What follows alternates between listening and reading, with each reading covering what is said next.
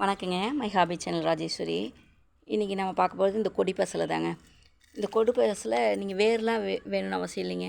சும்மா ஒரு கட்டிங் கொஞ்சோண்டு வச்சிங்கன்னா போதும். இப்போ இந்த ஆடி மாதத்தில் நல்லா வளரும். இதில் பச்சை கொடி பசலை, சிகப்பு கொடி பசலைன்னு 2 இருக்குது. இது நான் வச்சுருக்கிறது சிவப்பு கொடி பசலை. பார்த்திங்கன்னா தெரியும். இங்கே ஒன்று வச்சுருப்பேன். இதே பாருங்கள், இந்த கயிறு கட்டி இந்த இடத்துல ஒன்று இருக்கும், இந்த இடத்துலையும் ஒன்று இருக்கும். இது 2ம் இப்படி ஏறி வரட்டும், அழகாக இருக்கட்டும் அப்படின்னு சொல்லி வச்சுருக்கேன்.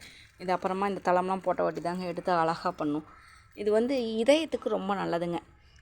இதோடைய கீரையை அடிக்கடி சமைக்கும்போது இதயம் நல்லா பலம் பெறும்னு சொல்லுவாங்க. ப்ளஸ் இந்த கீரையில் பஜ்ஜி போடுவாங்க. இதை அப்படியே பறித்து அப்படியே பஜ்ஜி மாவில் தோய்ச்சி அப்படியே பஜ்ஜி போடுவாங்க. நல்லா டேஸ்ட்டு நல்லா இருக்கக்கூடிய ஒரு கீரைன்னு வைங்களேன். இது நல்லா ஒரு தேவைங்கிறவங்க ஒரு சின்ன ஒரு இனுக்கு மட்டும் கட் பண்ணி வச்சிங்கன்னா போதும். எங்கேயாவது கிடச்சிதுன்னா வச்சிங்கன்னா வந்துடும். கீழே பாருங்கள், மூலிகை ஒன்று வருது, கீழாநெல்லி.